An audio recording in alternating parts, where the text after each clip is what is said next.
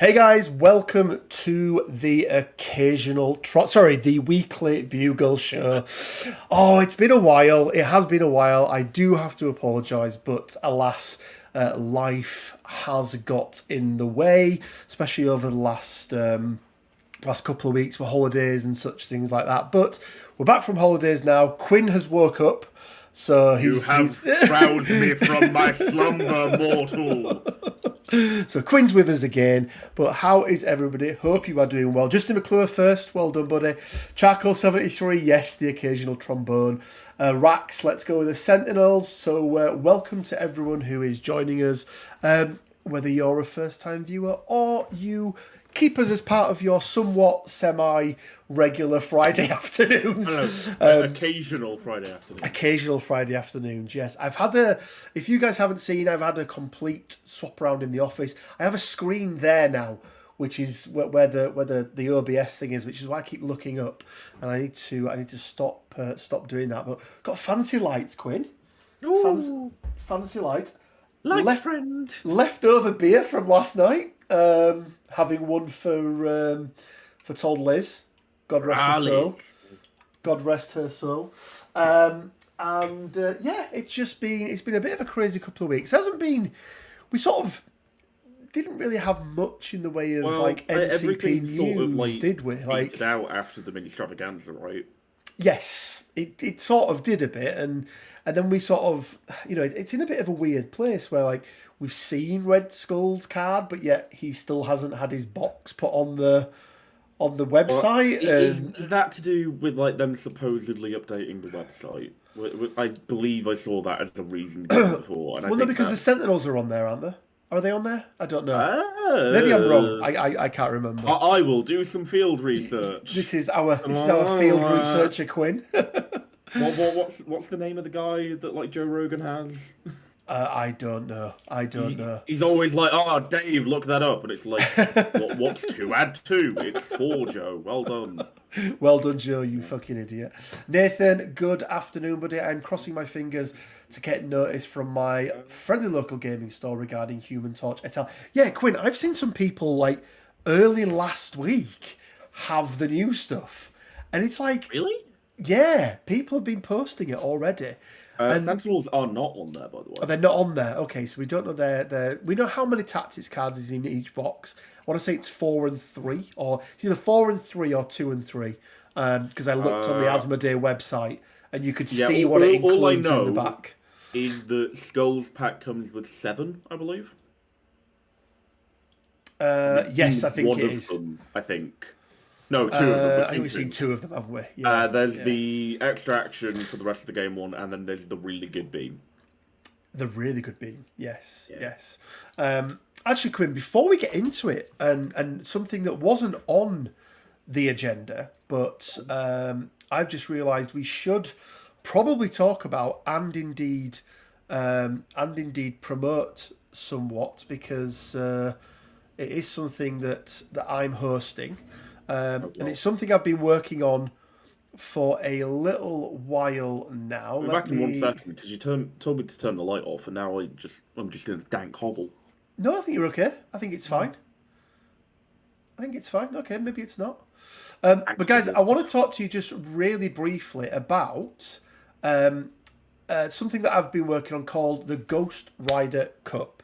So this is an event that's happening at the end of September, 24th of September, I think it is. Let me double check the dates there. Yeah, there we go. 24th of September. And basically, it is a team from the UK and EU who are going to be taking on a team from the US of A. So there's 2 teams of 32 that are going to be... Sorry, 2 teams of 16 even that are going to be taking part. I'm not even going to try and reel off the names of everybody who's on there, but there'll be people that you've heard of, people that you may have seen in finals during the TTS League, that sort of thing, but also a whole bunch of other content creators as well. So there's 2 things that you can do. First of all, you can just come along to it. So I'm going to be hosting and actually playing and taking part myself. So all of my games will be live streamed. Plus, I'll be doing the in-between bits as well. A whole bunch of the other guys taking part are also going to be live streaming, but there are plenty of games out there. So if you are a content creator, if you're on Twitch, if you're on Facebook, if you're on YouTube, and you are interested in live streaming one or some of these games, then reach out, let me know, and we can get you in the mix and get you a couple of games where you'll be able to live stream them as well. So that was just a little bit of an off the cuff. Quinn, it's been a while. What have you been up to? Sleep. At ungodly hours, I think, is when you've been sleeping, right? You know, God is dead and we killed him. There are no more. Have you, and we're not going to go into any spoilers here, but have you been keeping abreast of all things geek? Because right now, we get Rings of Power, we get the House of the Dragon, we get She-Hulk, and I believe, starting next week or the week afterwards, we get Andor as well. So 4 days out of the 5, we've got a really nice geeky show on. But if you managed to keep abreast of 2 of the 4, well, 2 of the 3, because one of them's not out yet. That is true. I haven't really been paying attention to She-Hulk. I've sort of dropped off the Disney Plus series at the moment. I still need to go through and do most of Ms. Marvel, actually. Do you know what? It's been getting a lot of shit. It's fair to say, I think. But that's what I've seen about it, and I don't particularly care about other people's opinion. Well, first of all, very little time for other people's opinion. At least uneducated opinions. Like if somebody's watched, which is people's opinions. I know. No, but if somebody's watched it all and they go, do you know what? I didn't like it, and these are the reasons why. Yeah. And they're not just Blair. I don't like it because women and work and whatever else. I've enjoyed it. Like is it adding loads to the MCU? No, but like we get a lot of who doesn't love Mo Wong? Like that's always a good thing. So he's very quickly becoming the Nick Fury of the new MCU. He's like magic Nick Fury. I kind of like that. He just appears everywhere. But yeah. So I mean the other 2 I've been enjoying a lot. Oh, Rings of Power and House of the Dragon. Yeah, House of the Dragon. Oh, I think I said to you that I was very, very worried about Matt Smith because I think after Doctor Who he's had some absolutely questionable. It's So incredible. good, so good. And the young kids who they've got acting as well. In the Rose of the Targaryen. You say young kids. Well, like how old is Millie Alcock? I'm fairly certain she's older than me. It's a young kid. Like, you're not the barometer for adulthood. Like how old is Millie Alcock? Yeah, she's a year older than me. Yeah, like I said, you are not the barometer for adulthood. Oh, no, wait, she's only a couple of months older. So, Quinn, shall we take a look at some Sentinels? I think we probably should do, shouldn't we?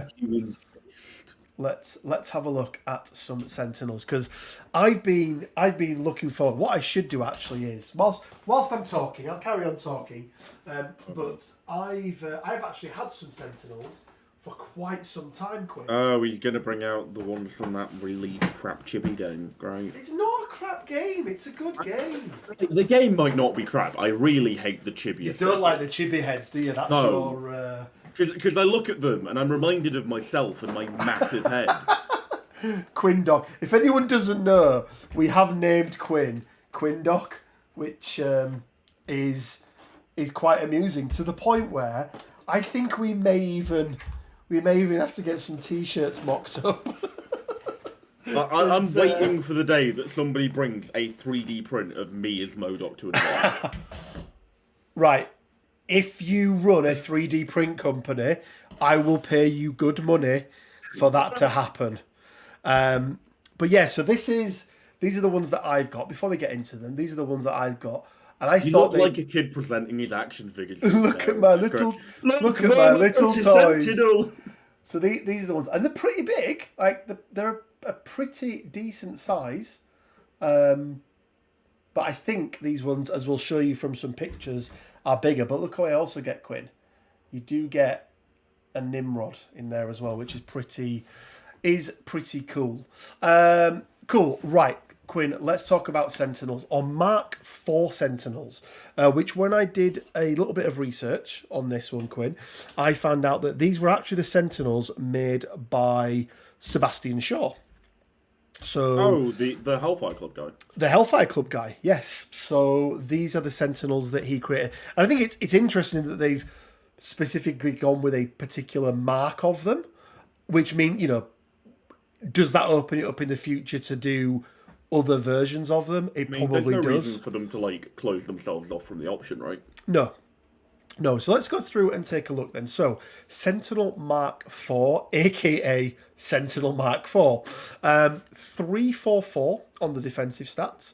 They're going to have 7 stamina on the front, 4 threat, which is lower than what I thought the normal ones were going to be. It's about what I expected. Size 5, so the Dormammu is no longer by himself in terms of being the biggest character in the game, and they are a short move. They're on a large base though, so that short move isn't as bad as it is on other characters. But when you look at the likes of Malekith and even Dormammu himself, then I'm not sure how good that short move is going to feel. Quinn, what do you think?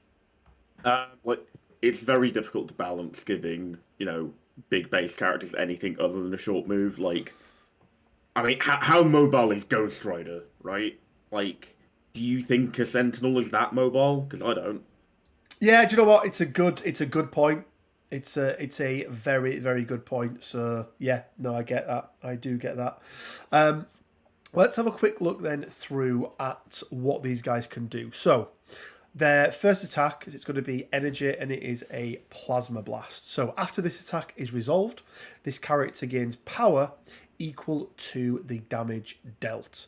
When this attack is chosen during the pay cost step of the attack, this character may spend up to 3 additional power, add 1 die to the attack for each power spent this way. Quinn, I'm not saying, right, that they stole my idea for Cable, but they stole my idea for Cable.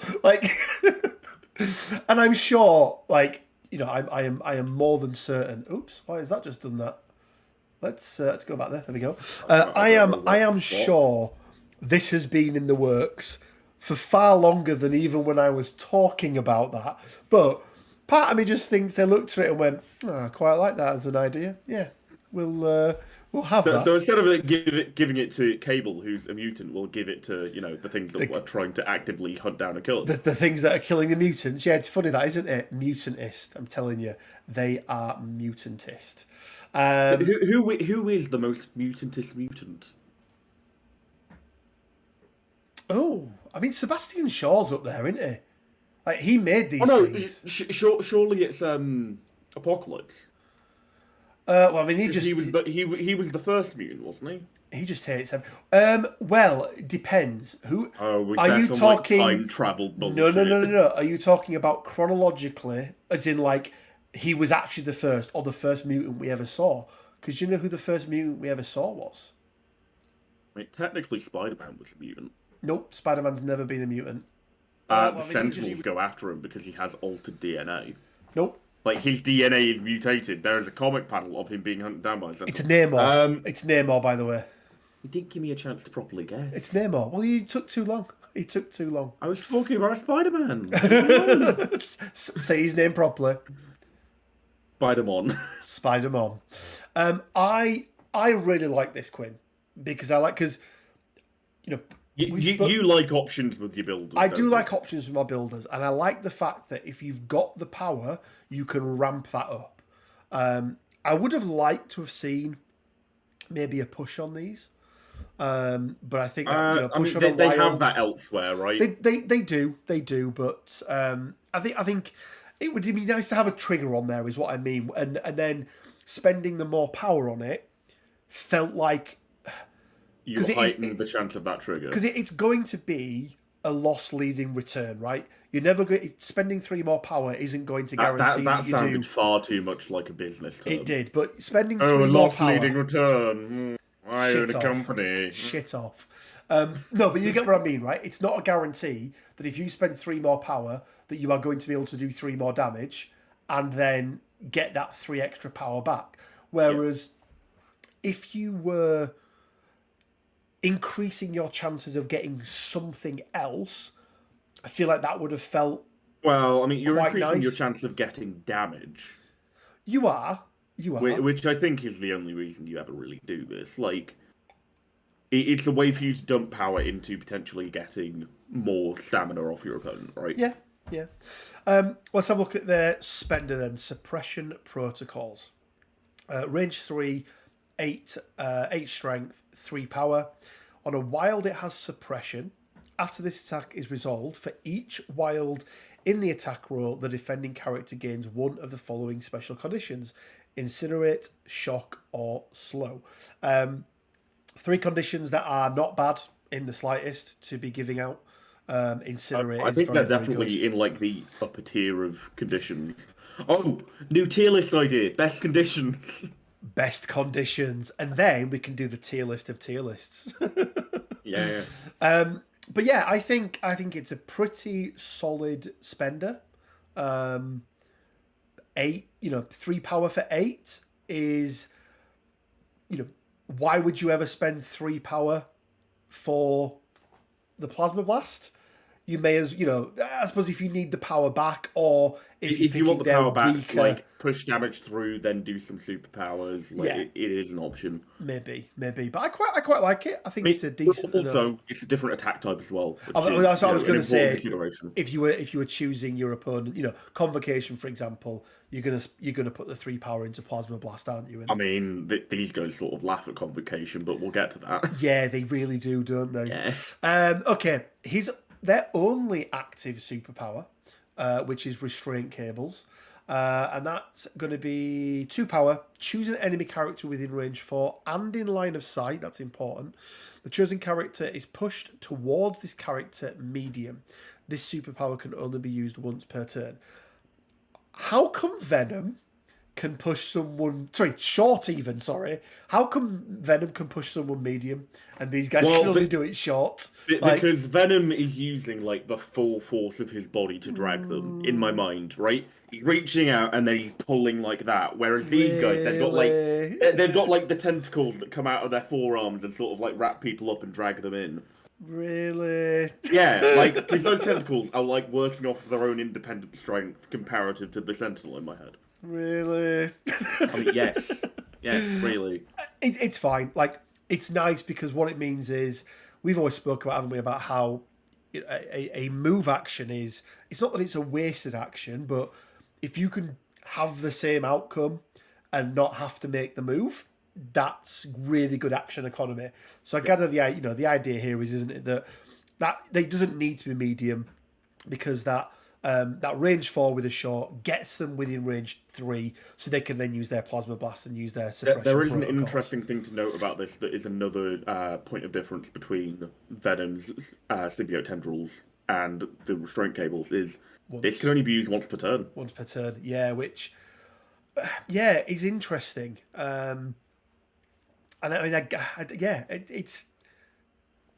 it feels like there are better versions of this out there for the same cost, but these guys have other things as well, right? Especially with, as we'll get on to, with some of their power generation as well, because these guys are not going to have...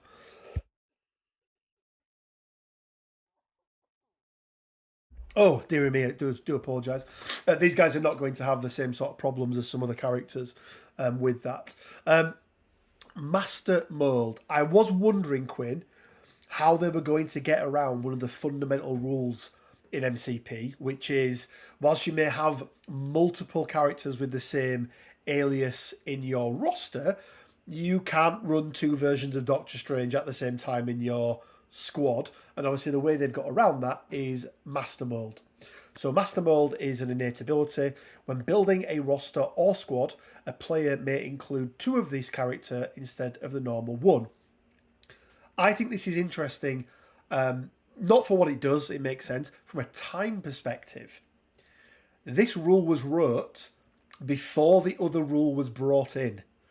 because otherwise, why would it say roster? Because you can include 2 characters of the same name. No. That's the same alter ego. Oh, the alter ego, isn't it? Yes, of course it is. Yeah. Okay. Ignore that last bit. I can't. But once again, I'm proving my worth. I can't even edit it out. Jesus no, Christ. No, you can't, it's been a while. It's been a while. So I know somebody said these look awesome. You get 2 for the price of 1. Just to clarify to everybody, you don't just spend 4 threat and get 2. These would be more broken than Malekith if that was the case. What just means more broken? Malekith isn't broken. Well, I don't actually think he is broken, but we'll maybe talk about that in a little bit. Fucking pillars. Anyway, I mean, my one's broken because he can't roll for shit. But I think it's a good way of getting around it, and also limiting it as well. I think 2 is enough. I don't think you want the ability to have, 3 of these or anything that any number of. I don't think would have been good. Interesting that they've done this for everyone. I thought there may have been something in there that was like this, but when they're using, and we'll get onto the Sentinel leadership, but when they're in affiliation, you could include 2. It's interesting that you can do it out of affiliation as well. Yeah, there are some very strong possibilities with regard to criminal syndicate lists, because these guys are pretty chunky. Absolutely. Yeah, absolutely. We spoke about power generation, Quinn. These guys are bringing something completely new into the game, which is an end of activation power gain, which it's okay. It's quite nice. I did ask the question around timing, because one of the things that popped into my head was, that's quite nice, because knowing that you're getting 2 power means that any end of activation tactics cards that you may want to play, a la Follow Me.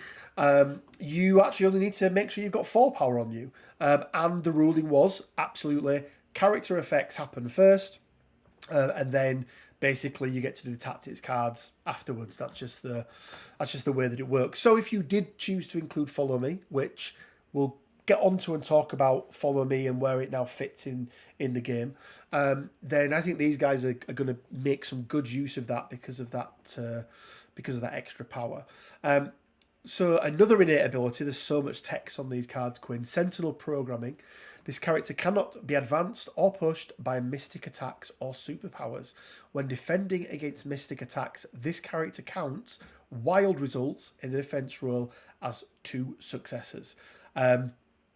These guys are gonna like a knife through butter against Convocation, and it's really interesting, isn't it? That like they're designed to murder mutants, but actually what they're going to do is be great wizard killers. They're gonna bully wizards. They're just gonna bully the wizards, which I'm all in favour for. Fuck them.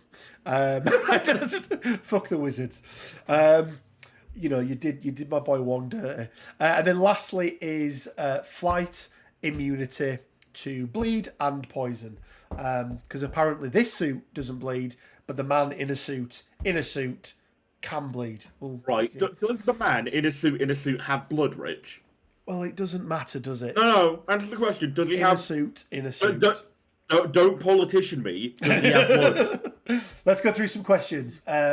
Justin says Jamie. LOL. I'm assuming Jamie is in response to who the Joe Rogan guy is.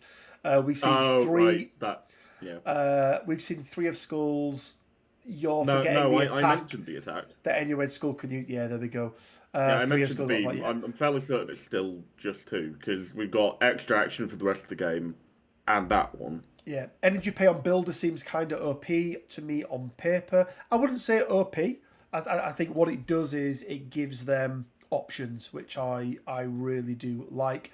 Until Jean heroically scrambled her brains to change her personality. Oh no, Cassandra did try to genocide them all. Add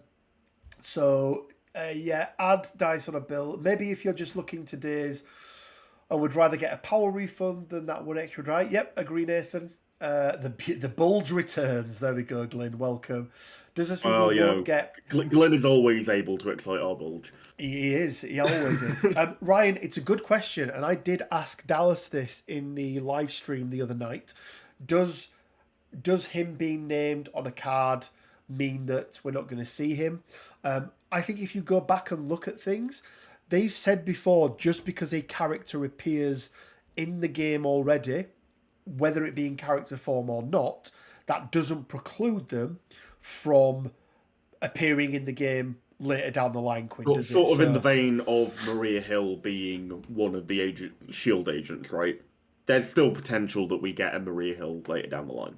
Yeah, or, what's his name? Bats the Dog Hound, or, all of those things we could still potentially get in the game. Wait. Bats the Dog Hound. What is his name? Ghost Hound. Ghost Hound, even. Fucking you're not identifying his key feature with that one, are you? Being a ghost, yeah. He's a hound that's also a dog. So you mean he's a hound? He's a hound, yes. Right. Injured side. I think everything stays the same, Quinn, doesn't it? Apart from two things. First of all, they drop a stamina, so they go from 7 down to 6, which for a 4-threat character, guys, having a combined stamina pool of 12, 13, even 13. 13 is maths. Yeah. It's pretty darn good. I don't know how you got 12, an even number. Do you know what? Number and odd number. I've just realised there's loads that changes on these guys. Yeah, there's a fair bit that changes. Ignore me completely. Their builder entirely changes. I've got man flu. Ignore me. Right, so man flu. So we lose your stamina, but we get plasma leak. This is going to be a range 2, so it goes from a range 3 to a range 2. Still 4 power, but it's going to be systems overloading when rolling additional you dice. Mean 4 dice, but sure. 4 strength, even. God, yeah. It's been a while since we've done one of these, Quinn, isn't it? Yeah, it is. Can you tell everyone at home? Can you tell? Fucking pillars. Systems overloading. When rolling additional dice for crit results during this attack, roll 2 additional dice instead of 1 for each crit in the wild attack, and then systems critical. After this attack is resolved, this character suffers 1 damage for each crit in the attack roll. I fucking hate this trait. There we go. I hate it. I really, really do hate it. Also, very quickly, there's something I've just picked up on. Okay. Bobby. Who? Bobby. Bobby? Yeah, Bobby. Right, we're gonna see, it takes a lot of stress, Glyn. My back holding up this show, carrying it. Oh, Bobby, come on. He can fuck right off, Glyn. Come on, Rich. What do I mean by Bobby? Have a look at the card. Have a look. Come on, Bobby. Character named Right. Character named Bobby in Marvel. Bobby. Oh! Iceman! Yeah! Bobby Drake. Bobby Drake. There we go. Like shard of ice through that. There is. We'll get onto the artwork in a minute, Quinn, the lazy... yeah. Fucking lazy cunts. Anyway...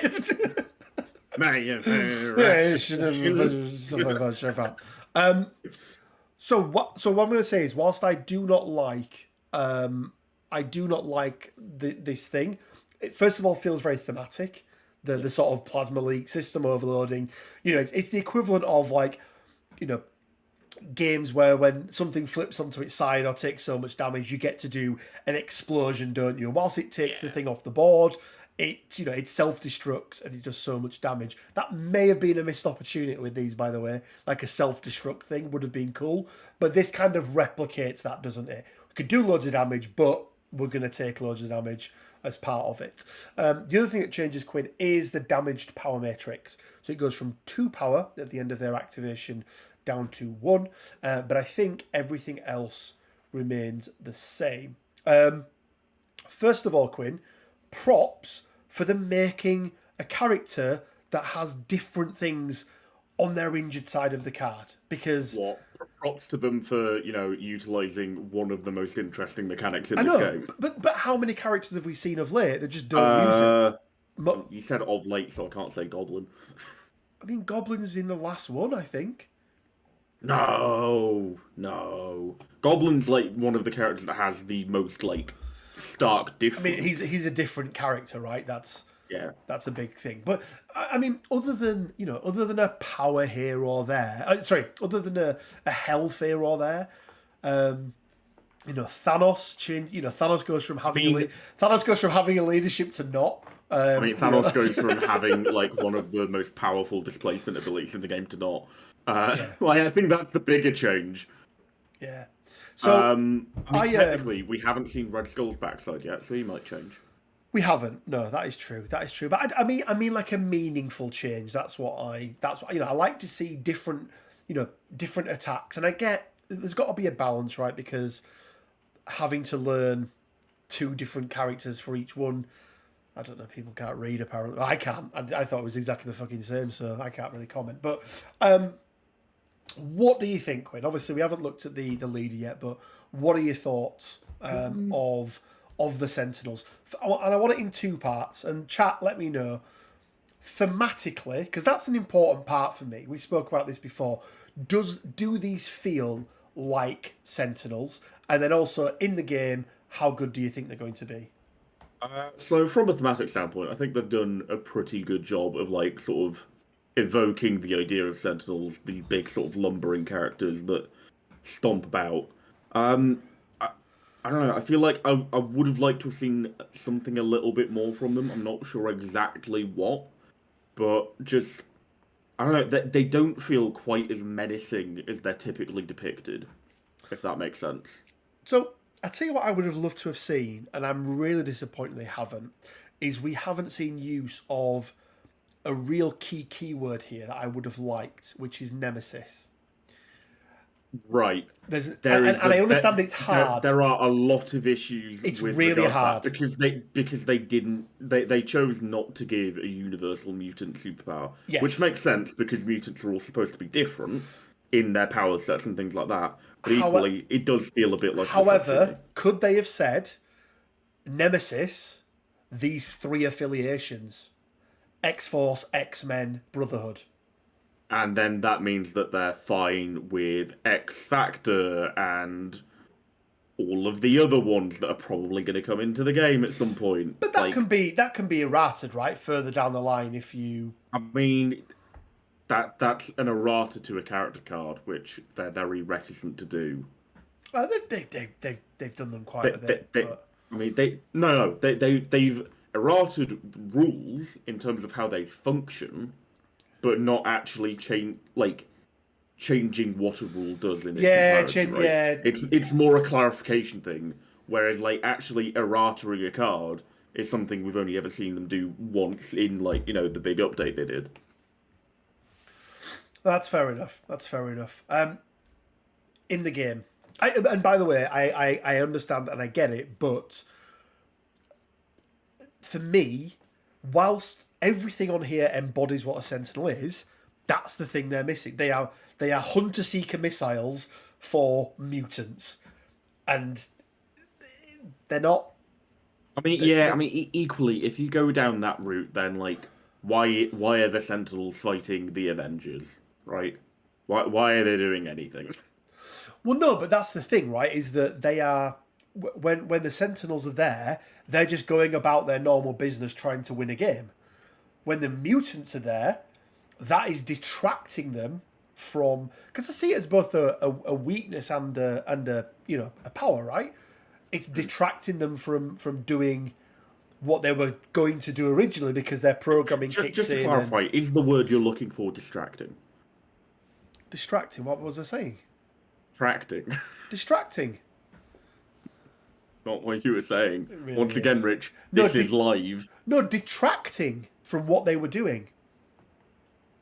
I mean, both are technically correct, but I feel like distracting makes more sense. You've wrote half a fucking book. Be quiet.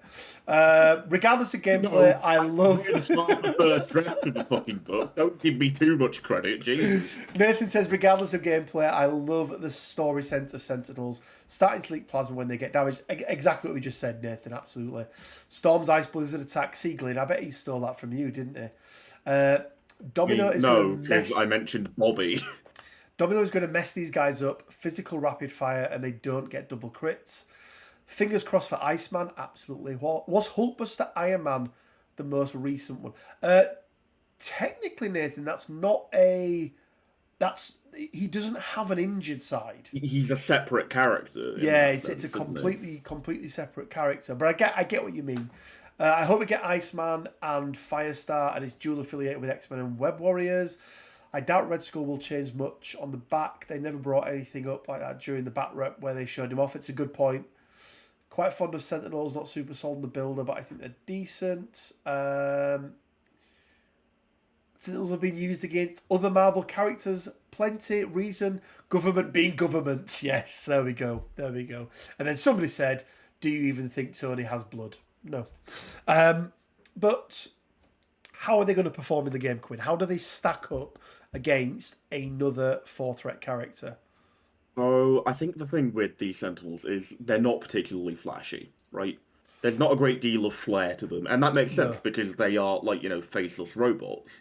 And I think that's something, thematically they've captured quite well. In-game, these are, pretty, chunky characters for their threat value. They're also front-loaded, which definitely really... It bumps them up the pecking order, right? That's... it really, really makes them, a great consideration for, Kingpin's criminal syndicate, right? Yeah. You can do some horrible things, Aaron from Web Warrior Protocols, who talks like this, by the way. All right, mate. How's it going? You're not from the... No, that's not true. When these were sort of first revealed, he immediately sort of zoned into that criminal syndicate element. And I believe 17 threat, you can go Kingpin, Bullseye, Hood, 2 Mark IV Sentinels. Yeah, that is a very difficult lift to share. And because of that master mode, there we go. Because of that master mode allowing you to take 2, it's pretty darn good. Chewie, hope you're well, buddy. Thematically, it makes sense, but the absence of Nemesis feels better for balance with a game. Oh no, I first of all, Cody, I completely agree, and the balance is the word I use whenever anybody goes, oh, why is this person not in Air Force, or why is this person not there? It's because balance. If a character in MCP just was in every single affiliation that they'd ever appeared in the comics, then everyone would be bloody everywhere, right? Thanos has teamed up with the Avengers before, and what I think the way that Will described it, Quinn, was that it's a snapshot in time. Yeah, characters are a snapshot that particular thing. But so I get and the obviously, balance. Magneto is a snapshot of Magneto when he was working with the literal Nazi. Yes, indeed. But I think these guys are going to... There's going to be some things that people will, just because of their health pool, just because of their defensive stats, people are going to find some really, really good use for these, Quinn. In some good... you're not going to see them in attrition lists. I don't think that's where they're going to shine. But in control type lists, and as you say, especially in Kingpin's leadership or under Kingpin's leadership, I think there's some very, very good potential for these guys. Let's not forget as well that Cassandra Nova is part of this affiliation as well. Did we go over Sentinel programming, by the way, or did we skip it? No, we did it. We did. Yeah. We said they're just gonna murder the wizards. Yeah, they're gonna murder the wizards, but also they make Web Warriors very sad. They do. Yeah, they really do. Tanklord says simple characters to use seem to make people think they are broken characters. Okay. I think what you often find is that the simple characters to use tend to just be consistent. It's the characters with lots of wordage on their cards that can go one way or the other. And I think, usually the more words, the more potential for exploiting them there is. I don't know. More word equal more goodera? More word equal more goodera, yes. Right, let's have a look then, Quinn, at the Sentinel Prime Mark IV. Before we get into that, Look at this picture. Yes, this picture here. And then look at this picture.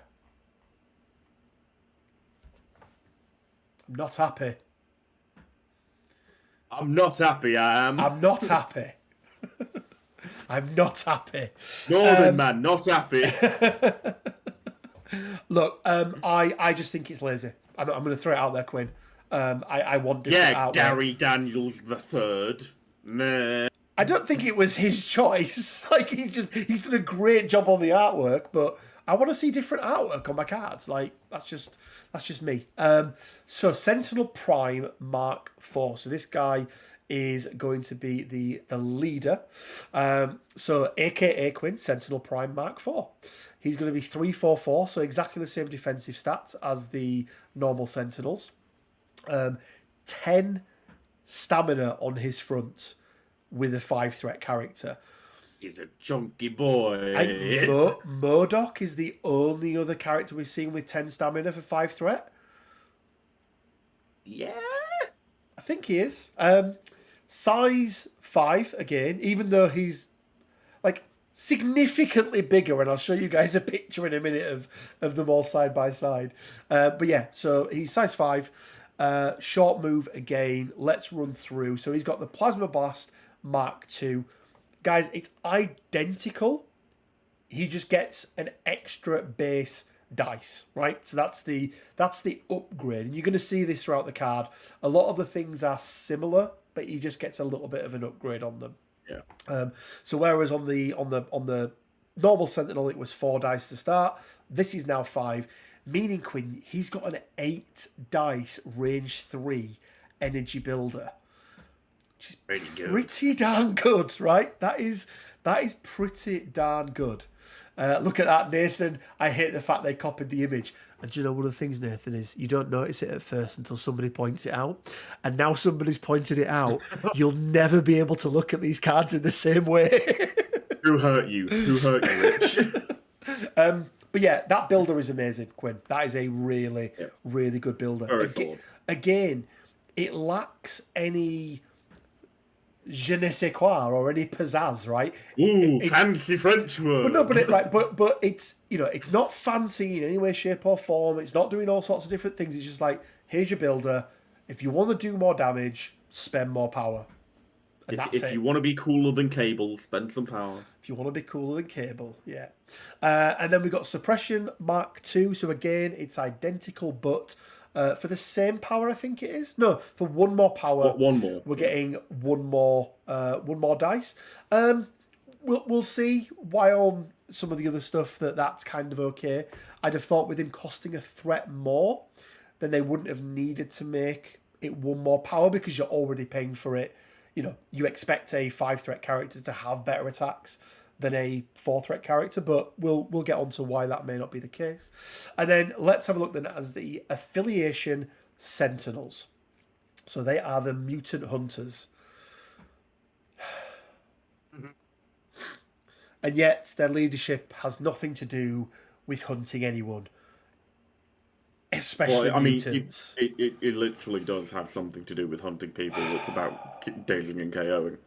When an enemy character is dazed, after the effect is resolved, choose a number of allied characters up to the dazed character's threat value. Each chosen character gains 1 power. A character cannot gain more than 1 power as a result of this shit leadership ability each turn. Why do I hate this leadership, Quinn? First of all, just dazed. Many reasons. Just dazed. Like, don't you KO'd someone? Fuck you. You don't get any power. And also, the fact that it's just rubbish. It's just really rubbish. Like, right. This may not cost a tactic card slot, but it's probably worse than Corvus's leadership. Yeah. Because at least on that, you get it from a KO as well, and it's your entire Black Order team. It's utterly terrible. Utterly terrible. Now, the upshot is, Quinn, there is one upshot here. It's when an enemy character is dazed. So that could be through anything. A lot of these other triggers, you look at Malekith, you look at Corvus Glaive, and these are right. you have to have dazed them. So it's an enemy effect. So this can be anything. So this can be through bleed. This can be through being thrown. This can be through crisis damage. So that's kind of, that's kind of better in one way, but just put or KO. It feels like the word KO was just like missed. Like I don't get why. Like even from a thematic standpoint, surely they should still like be rewarded for like fully eliminating the threat, rather than just making them sleepy for a bit. Yeah, I don't like it. Should have catch up on some things. The models are the same outside the height and the shape of the power core on the chest, but yeah, this is pretty lame that they didn't do a different pose. Yeah, from an at-the-table perspective, the opponent should be able to tell which character you are using at a glance. The artwork is the primary way to tell this. Yep. Yeah, and I'm gonna go one step further there, Nathan, and say there shouldn't have been 2 sets of artwork. There should have been 3. There should have been 3 sets of artwork. So you can tell and then you which can of the clearly two define is, and say this character is that cat. Now there may be something in the box. There may be something in the box that helps with that, but I agree. Right, Mutant Hunters, Quinn, what are your thoughts? I mean, it's just not great, is it? I mean, my thoughts are it may not cost a tactic card slot, but it's still worse than Corvuses. Yeah. Restraint cables, exactly the same. Then we do get something a little bit different here, though, Quinn. So we get pattern analysis. So it's a reactive superpower, costs X. While this character or an allied character within range 4 is attacking or defending, during the modify dice step of the attack, this character may spend up to 3 to use this superpower. For each power spent, this character or the allied character may reroll 1 die. Have we ever seen 3 before? We've seen 2. I don't know if we've seen a character that can let somebody else reroll up to 3 dice. Her name is Shuri, but sure. Oh, of course we have, yes. Like... I always forget. I mean, literally the first character in the game that could do rerolls. The first release wave after the core box, MODOK and Hulk. I don't play Wakanda. Well, yeah, because you're a massive racist. That's not why I play it. I am also not a massive racist, by the way. But that is... Oh, God. I'll just put my... Caught in 4K, Rich. Caught in 4K. I know. We don't stream this in 4K. God. Wow. Patreon does all right, but it's not doing that well. I wouldn't know. I don't see any of the benefits. You liar. But I like it, Quinn. Am I lying? Are we going to do this whole thing again? No. I like it, and I'll tell you why, is that combined with the Power Blast Mark II, feels like a 6 power that you can spend there to make that a 8 dice range 3 builder with reroll any 3 dice. Feels really good. Nice, yeah. And the fact that obviously range 4, which means especially on the range 4 is big. Range 4 from somebody on a large base is even better because the base is what? Range 2, I think, give or take. Yeah, I think it is, like, give or take, it's there or there. It's larger than range 2, I think. It may be. But maths is hard. Maths is hard. I know it's smaller. Yeah, it's smaller. But even so, it's a big old area. So I mean, and then really like that. you factor in the fact that this is affecting most likely your other Sentinels. Yeah, that's another base on top of that. If you're like really force projecting forward. Well, I also tell you why I really like this, Quinn, is Power Matrix. Yep. The fact that he will always have at least 2 power on him at the end of his action. No, at the end of his action. No. Oh, well, it can be sapped power and other such things as well. No, yeah, but he can be stunned and therefore only have 1 power at the end of his activation. Good point. Yeah, because they're not immune to stun actually, which is surprising. But even look, so, they might not have blood rich, but they can be like shock and awed. But shock and awed. Is that how you think stun works in this game? It doesn't. It's not something like blunt force trauma. It's just someone going, oh. Yeah. Like every time a character is stunned in this game, they just hear some really, really hot goss, and then he's like, oh. Say that again for us, mate. All right, mate. Fucking pillars. Anyway, pattern analysis. I really do like it. I think it's a really nice ability. Again, Quinn, I like the. It's weird because there's not much flexibility in what they do with their superpowers and things and everything else, but they've got a lot of flexibility in terms of as you get further into the game, they get better.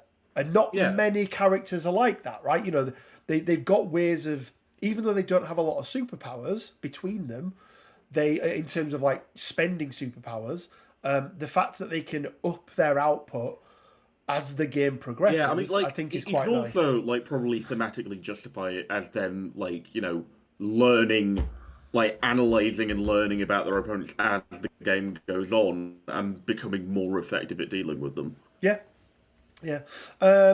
So the power matrix we mentioned is exactly the same. Sentinel programming is exactly the same, and then lastly, bleed and poison as well.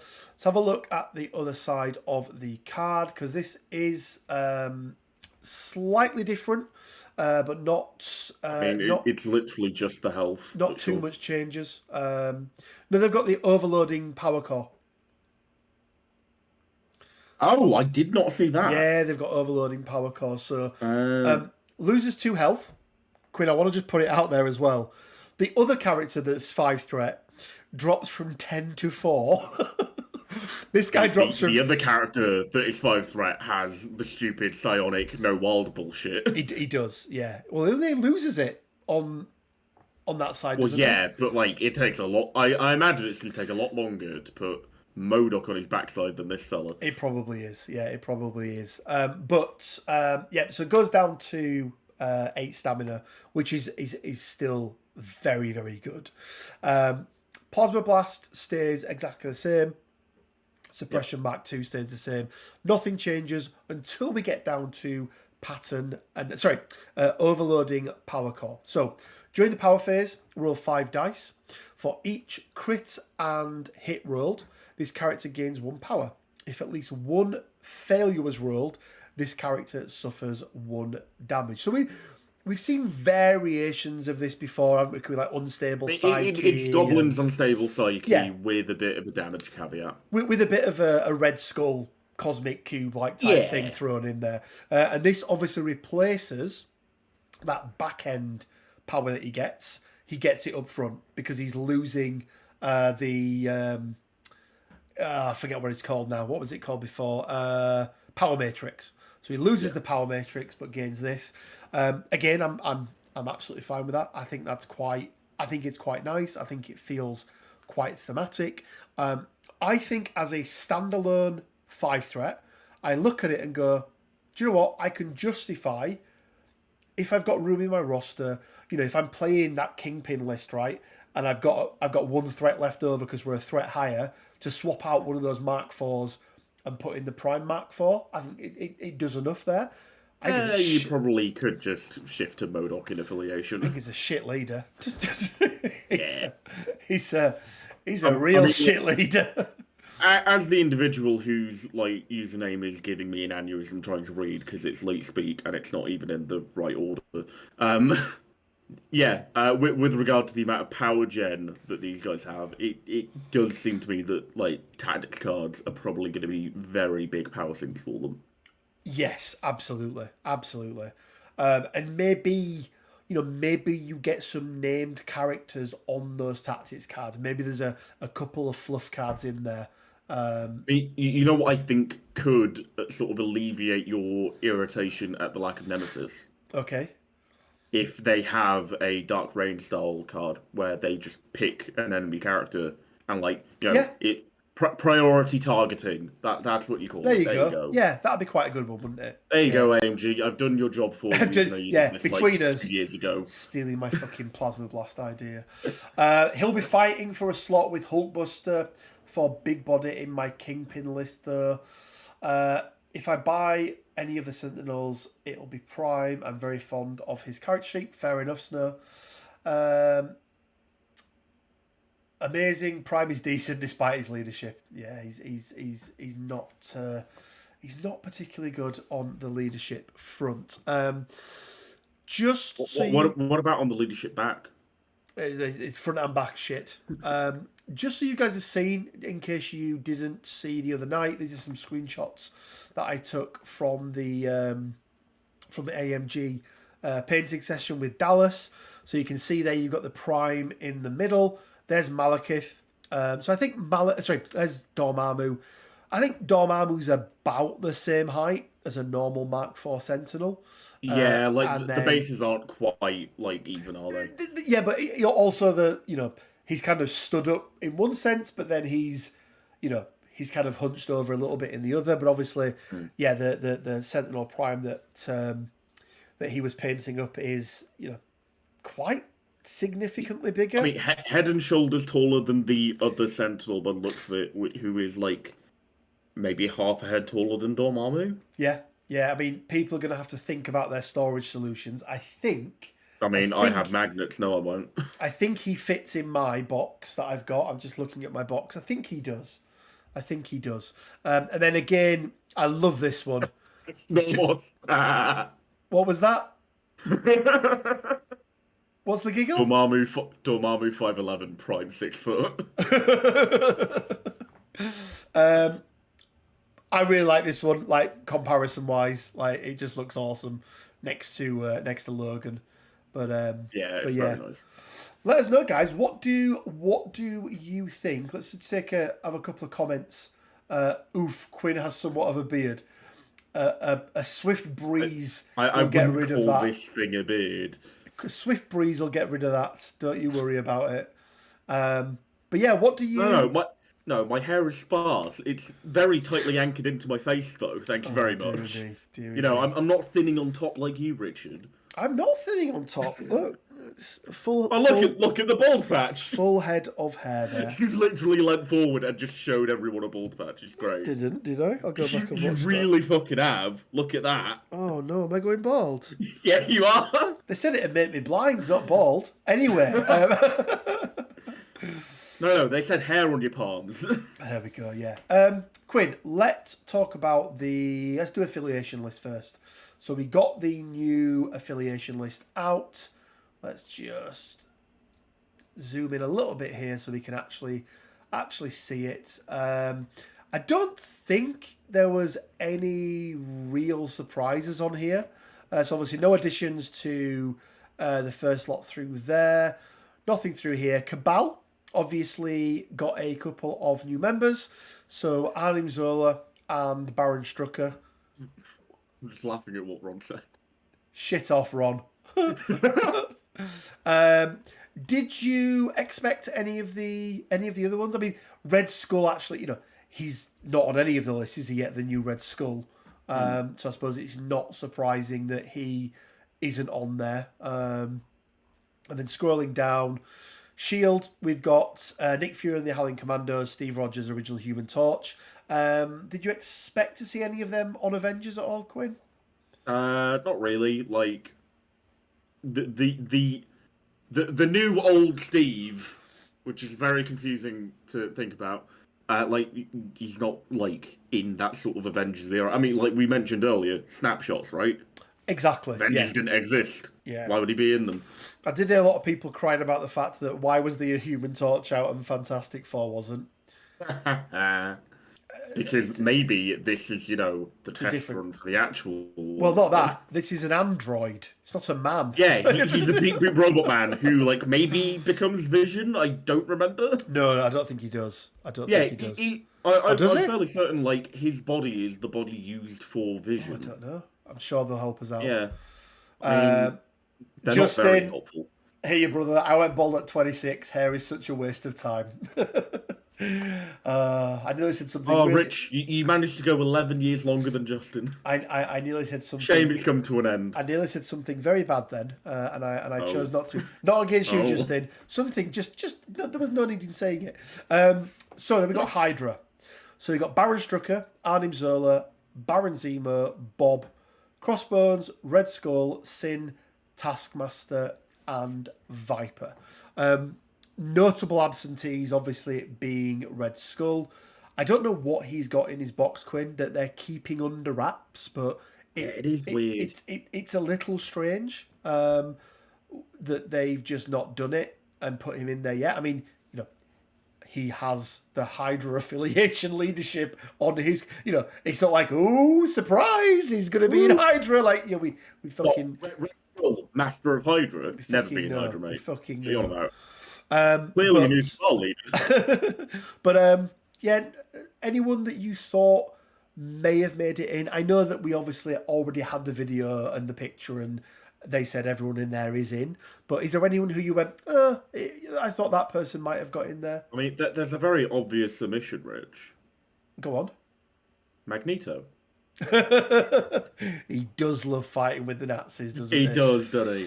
He really does. He really does. No, but I think for me, it seems like you look at actually the threat levels that are in there as well. It's for a brand new affiliation, it's actually quite rounded, but they're brand new affiliation. Well, that's the problem, isn't it? Is Cabal was basically Hydra for the longest time. Yeah, like from the very start of the game, and now they've kind of branched them off a bit.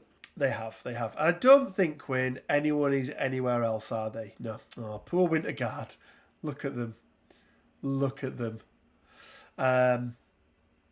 Poor Winter Guard. They are so I like bad. the way you say that. Poor. But yeah, let us know, guys. What do you think of the new affiliations? What do you think of Hydra in general, Quinn? Where are you at with Hydra at the moment? Have you managed to get some games in, or? I've not had a great deal of playtime with them, but I'm interested in them as an affiliation. I mean, like, we sort of talked about how much I'm a fan of Strucker's leadership and the design behind it. I think it can lead to some very, very interesting, fun team comps that we haven't really seen before in the game, and I'm looking forward to them being properly out. Yeah, I really like. And I'm not necessarily ranking his leadership here based on how good it is. What I like is something new, something fresh, like interacting with the various condition tokens. It makes them feel something a bit more than just like an afterthought. So yeah, I think it's refreshing to not be roll X if Y, which is we fell into that trap a little bit, didn't we? To very quickly go back to characters that I maybe would have liked to have seen in the affiliation list. Bucky probably sticks out. I mean, he's got something called Hydra Tic Tacs, right? On his card. Are they the green ones or the orange ones? The green ones. Or is it like one of those other packs that they do that no one buys? Do you think that is a what's the word? A balance thing? Because we know that Bucky is in the upper echelons at the moment of the game. Yeah. Do you think that there's potentially some cards that he would just be able to benefit too much from, maybe in Red Skull's pack or something? Because there's nothing I can think of on top of my head. Not seen anything so far. Yeah, I don't know. I get not having certain characters in affiliation. If it's debatable whether they would fit in, when they're not eponymous, right? Well, eponymous is probably the wrong word. That means named after. But they're not synonymous. That's the fucking word. When you think of Bucky, you first think of Cap, right? That's your first thought. And then Hydra. Then your second thought is Hydra, right? When he's so synonymous with Hydra as an affiliation, it just feels wrong to not have him in there. Yeah, it's a little bit strange, isn't it? It is a little bit strange. Really hoping they have a Hydra version of the Initiative, a sleeper agent. That would be cool. I mean, we've already got Inevitable Betrayal. This is true. This is fits that theme, not in terms of its function, but in terms of its. Good morning, Michael Wilson. I assume you are Australia, or are you getting up very late in the US? I mean, he's on my time frame. Or he's on Quinn's time frame. Yeah, there we go. Magneto, I hate Nazis. Professor X, but Magneto, you are the Nazis. And then Magneto broke his legs. There we go. That's the beauty of Mag's character. I feel like Bucky should have. Yeah, agree. Yep. I'm looking forward to Omega Red under Strucker. Yeah, I think Omega Red is going to be is one that could fit in there quite well. He's obviously going to love himself some Terra Genesis, isn't he? I'm not 100% on him. I think the character that I'm most looking forward to using with Strucker is Zivich. The Vitch. Yeah, being able to clear up all of those poison conditions off your team.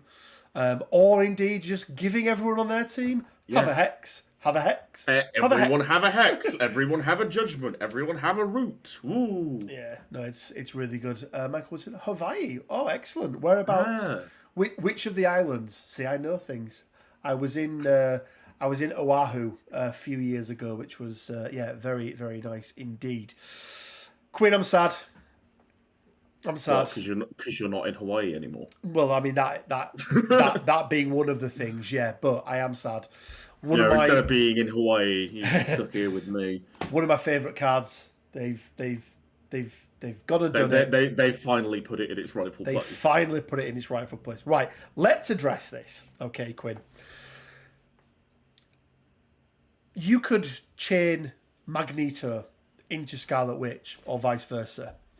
You could chain a Thanos into a Proxima, into a Corvus Glaive. I mean, if we're going down that, like... You could chain a Corvus Glaive into a Proxima, into a Crossbones, into a Sin. Okay? Malekith, whilst he may have made good use of Follow Me, is not the reason Follow Me is broken. Okay? Nor is he the reason it's being restricted. It should have been restricted way ago. It probably should have been restricted when the restricted list first became a thing. Yes, it really should have been. I've seen so much talk about how, Malekith's ruining the game, another example of this, and I saw somebody put, I didn't even really think Follow Me was used that widely until I saw it get put on the list, and I'm like, until Malekith came out, and I was like, mental. Like, Quinn, I don't think it's been out of my roster for a long time. Like, it's such a staple card. I think the very first game the two of us played, it was in your 5. It was when it was, because I tell you what it was. I played my Cabal when I first played Cabal, and I had Ultron and Venom. Killmonger. No, Ultron and Venom on one side, and then I had Murdoch and Red Skull at 17. And I used to use Drop Off and Follow Me. And if you were clever enough, you could... I used to do it with Killmonger and Star-Lord in I think Guardians. Killmonger and Star-Lord is what you used against me. Yeah, because what you would do is you give the Power Stone to Star-Lord, and basically what you'd have is a Star-Lord activation, and if you did it all right, you did the Star-Lord activation, which then allowed you to move... with the drop off, move Killmonger. If you had enough power, you could hit and run as well, which meant you got to attack, move, drop off Killmonger. Killmonger got to make an attack. You made another attack. You then played Follow Me. Killmonger's already attacked this round, so gets the extra dice already, and then just murders what's in front of him. Right. So guys, Follow Me has been busted since it's been released. This is not Malekith's fault. He just uses it really well. Let's bring this up. This is now the new banned and restricted list, but we're just more interested in the restricted side of it here. How do you think it ranks now? Because I know for me, Quinn, have we got them all there? 1 second. There we go. For me, in my current Cabal list, I had Patch Up, I had Sacrifice, and I had Follow Me. I just did a video recently on it. For me, now I'm looking at that and going, which card am I dropping for Follow Me? Is it Sacrifice or is it Patch Up? For me, it's that important and that much better for the list I run, right? For what I run. Remembering that remembering that I do have Midnight Phantasmagoria, which can kind of replace Patch Up a little bit for Malekith. What are your thoughts? I think, if I were to take a stab at this from the perspective of my Avengers roster, which is like the roster I'm probably most skilled with and most in tune with, Follow Me is a very, very important part of the Double Hulk roster. Yeah. Oh, absolutely. You want that double back-to-back Hulk activation. And I think because of that, the card that I drop is probably Sacrifice because, I mean, like, I'm Avengers. I'm playing Steve every game. I have that bodyguard available to me. You've got Hulk. I You've think got She-Hulk as well, right? That's the other thing. yeah, like, I mean, like, in other affiliations, I'm not sure it very much becomes a bit of a toss-up. I am a very... I think Patch-Up never leaves any of my rosters, personally. Like, that card is glued to everything I do. Um, but yeah, the differences between, like, Sacrifice, Brace, and Follow Me, like, 2 defensive, 1 offensive, I think it very much depends on what your game plan is in that regard. Yeah, no, I do agree. I do agree. With each unaffiliated card restricted, X-Force, Defenders, etc. just hurts more and more. These low affiliation card, low character cards lists are suffering. With each unaffiliated card restricted, X-Force, Defenders, etc. just hurts them more and more.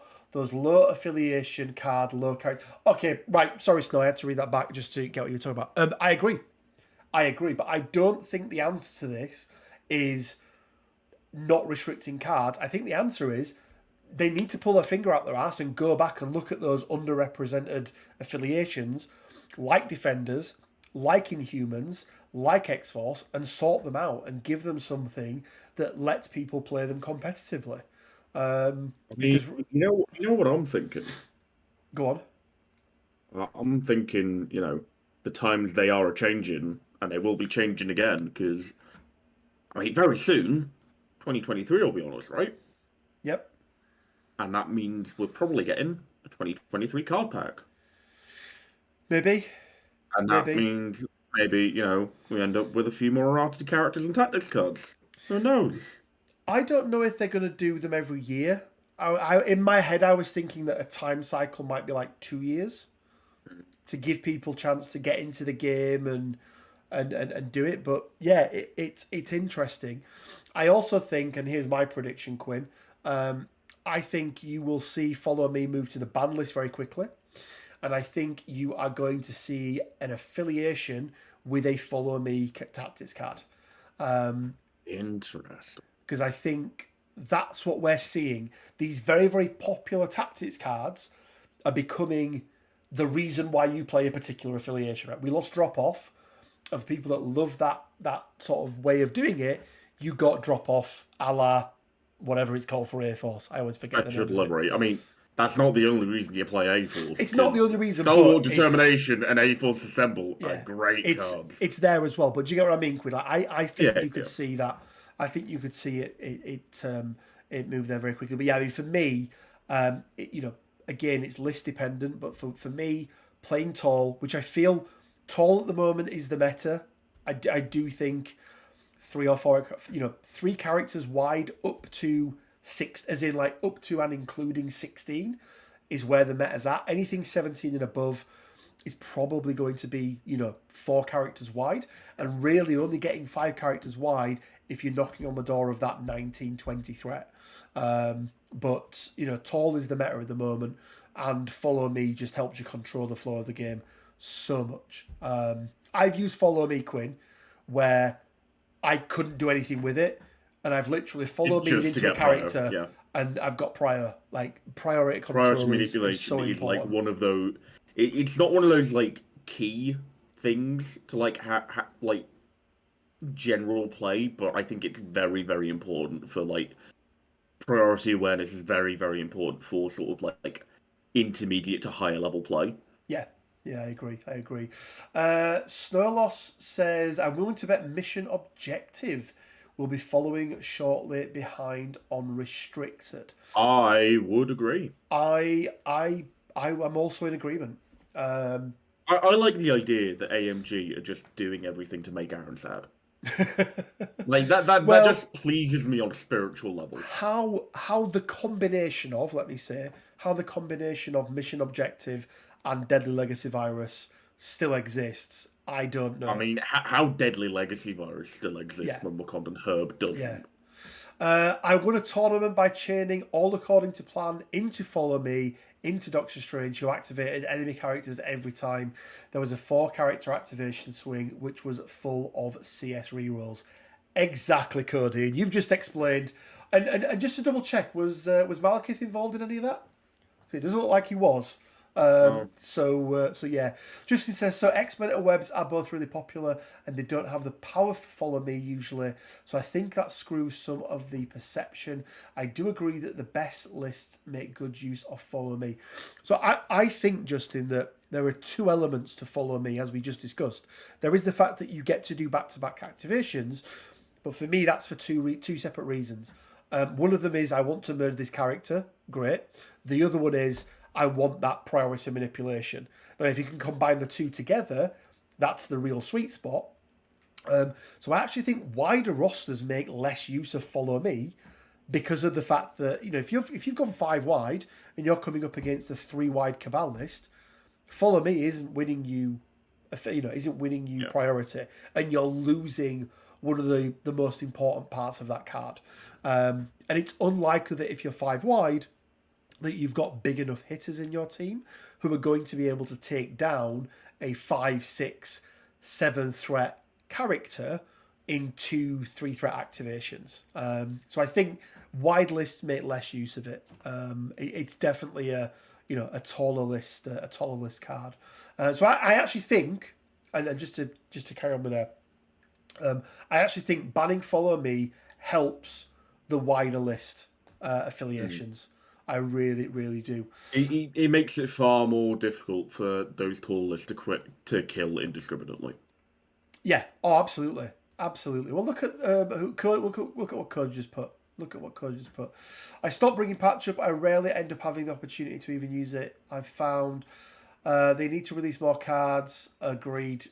Print your own. Well, I did a video on this, guys, the other day about the biggest problem in MCP at the moment, and it's twofold for me. It's the lack of crisis cards, but also the paywall for crisis cards. If you're a new player coming into the game, dropping $600 on characters that you may not even want because they're a crisis card doesn't feel good to me at all. Daredevil really needs help. He got help. We got a new version of Daredevil.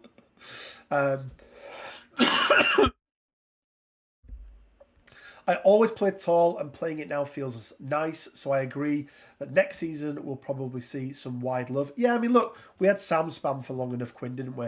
Yeah. And, yeah. So, yeah, there we go. Guys, let us know what you think about Follow Me. Do you agree it should have been restricted? Do you not agree? The nice thing is, guys, that you've got extended timeline. Look at the extended timeline here. No restricted cards. There is an official version of the game that has no restricted cards whatsoever. This is the version of the game that I will never willingly play. I'll never play it, but there we go. Cool. Quinn, on to the... This has been quite a long one, actually, hasn't it? What were we, like an hour and 20 minutes in? Which is unusual for us. Let's get on to... the fun part of is this the new painting competition jingle? Yeah, yeah, the fun part. So a painting competition. This was set 2 weeks ago, maybe 3 weeks ago. I don't remember. But Winter Guard had just come out, so I wanted to see your Winter Guards. Quinn, this is one I don't think you were on with me on this one. I think you were still lonely boy. You were still asleep. I was all by myself. You had not yet roused me. We had such a nice time without Quinn, didn't we? It was amazing. I skimmed through that video. You looked very sad. I think I was ill again as well. But if you guys don't know, we do a weekly-ish paint. Every time there's an episode, we have a painting competition. Let's just leave it at that. Winter Guard was the theme this week. Why should you enter? Well, first of all, it's a fun little thing to do. Maybe it gives you a little bit of inspiration to go and paint up the next character that you've got to paint. But every single person that enters into the competition or into the painting competition over the duration of period of time gets put into the prize draw to win the next Rivals pack, which is a really cool one, guys. It's going to be a new version of Wolverine. It's going to be a new version of Sabretooth, so actual brand new cards for them, and a really, really cool piece of terrain that you can actually use on an MCP board as well, because the other one was, whilst it looked really good, pretty fucking useless when it comes to being a piece of terrain. So, format is every week we pick out 2 honourable mentions and then a winner. So, first honourable mention, Quinn, is going to go to Bio Neo Tokyo. And he did 2 amazing conversions. This first one, I don't know if you've seen trailers, Quinn, or if you know the story behind Winnie the Pooh and what's happened with Winnie the Pooh. He's fallen out of copyright, hasn't he? He has fallen out of copyright. So for anyone that doesn't know, once, I think in the UK it's like 50 years or something like that, and then people can apply to have an extension. But after 50 years, you create something and then it is public, it's public domain. So anyone now can make a Winnie the Pooh anything. Okay, what you can't do is steal things from the Disney show or the Disney movies, but anything that Disney added on to the Winnie the Pooh mythos, I suppose. Yeah, but have you seen the trailers for the new film, Quinn? The new horror movie called Blood and Honey. I've seen like stills of it. This it looks great. Looks amazing. Like, I'm not into horror movies at all, but the idea that Peter Robin, is it? Peter Robin? No, Robin. What's his name? Christopher Robin. There we go. Christopher Robin has neglected Winnie the Pooh, and therefore he's turned into this absolute murder ball. It's cool. So Bionio Tokyo not only gave us, Quinn, this version of what I think is a great homage to Winnie the Pooh Blood and Honey version, but also we got a Darth Dynamo as well. That's the wrong one. Where's it gone? Oh no. Guys, I've just clicked off the wrong one. Bear with me a second. Let me see if I can get it back. Recently closed. There we go. Can you guys see that now? I think you can. There we go.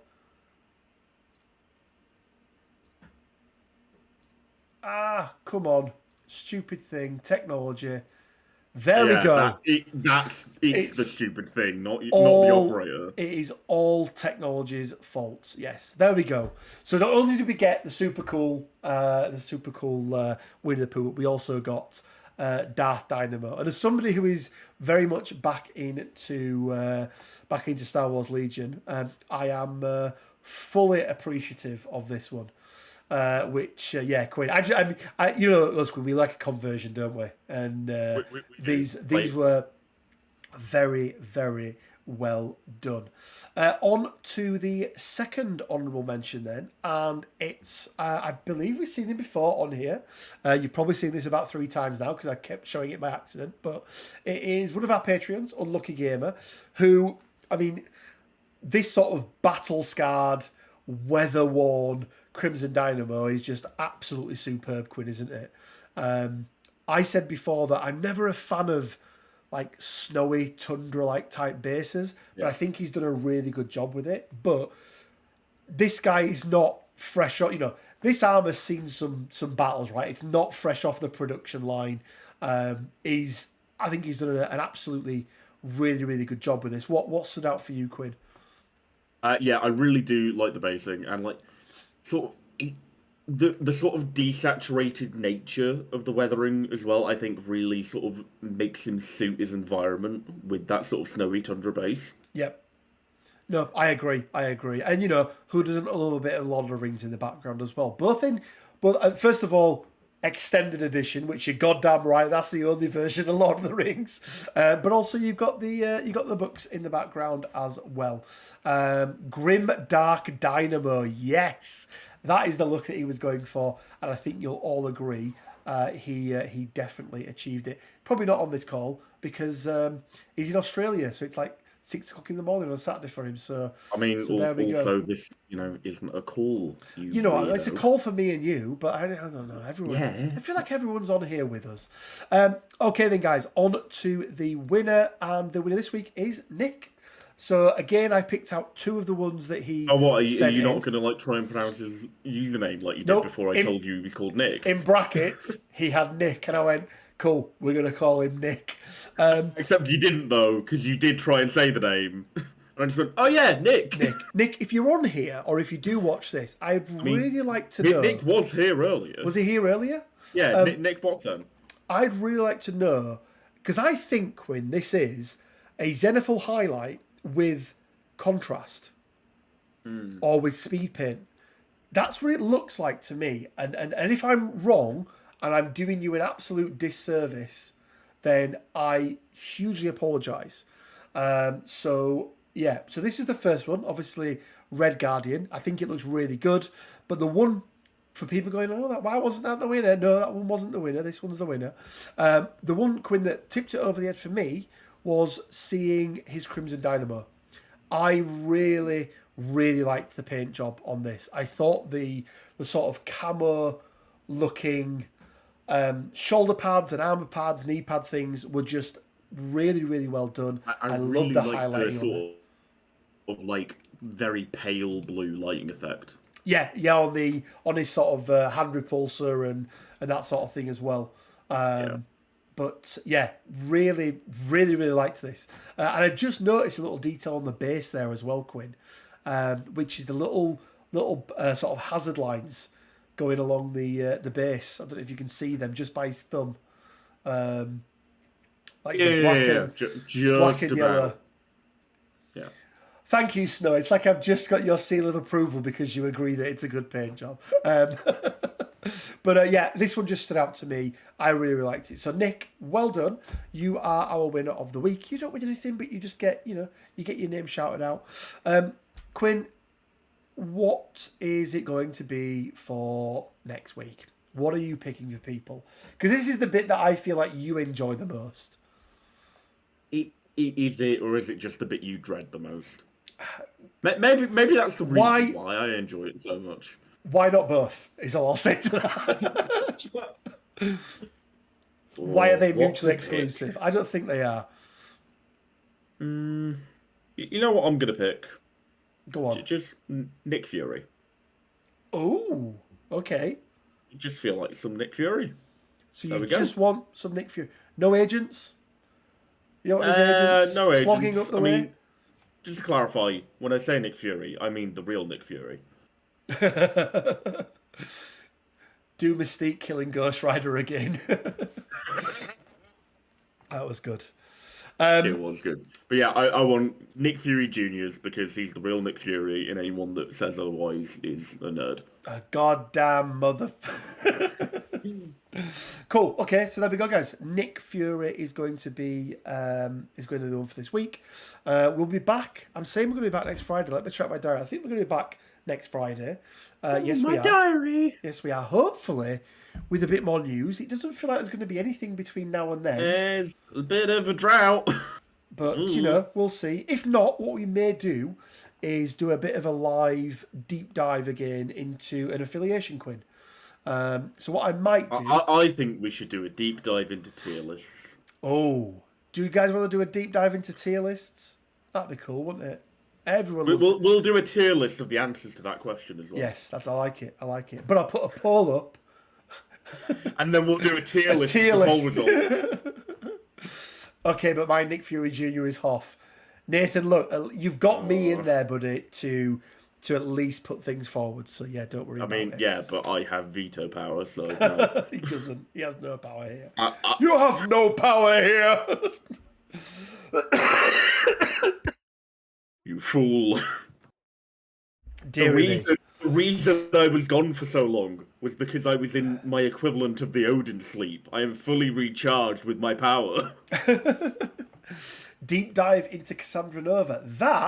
That is probably not a bad shout, actually, Quinn. So yeah, Cody, I like that suggestion. If we don't get anything next week, new wise, starting with who the hell she is because I don't know. She is the twin of Charles Xavier. But yeah, she's a sewer fetus. let's do that next week, Quinn, because I think Cassandra Nova, or should I say Tanky Cassandra Nova, is a character that I've liked for a long time. You have changed your opinion on her of what? somewhat of late, haven't you? I don't think I ever really changed my opinion of it. It's just I still don't think she's tanky. Well, she's not tanky, no, but Like that's the only real issue I've ever had with it is you claiming that she's tanky. Is it the only issue? Anyway, guys, we're going to leave it there. Thank you so much for joining us, guys. I think at one point there was like nearly 100 of you. The fact that 100 people want to listen to what me and this fucking idiot have got to say amazes me. But hopefully you guys really, really enjoyed it. We enjoy doing this. We love having you guys live I'd here. enjoy it more if I had better company, but sure. This is exactly how I felt last week, and then realised you weren't here. But if you could, guys, if you could leave a like, that'd be really good. It really, really does help with the video. So if you could smash a like, there's 53 of you still left, so if you could smash a like, that'd be really appreciated. Remember, guys, we have got the Ghost Rider Cup. Go check it out. If you want to live stream any games, reach out, let me know. It's also going to be for charity as well. Let me pull this up. I would be remiss if I didn't do it. You guys know me. I am always one for doing stuff for charity. Let me just share this here because guys, it's one that's that's quite close to my heart. This one, for you guys that don't know, one of our stalwarts of the community, very, very sadly lost a child earlier. I think it was back end of last year, earlier this year, and this is a charity that is very close to their heart. It's the Ronald McDonald House of Houston.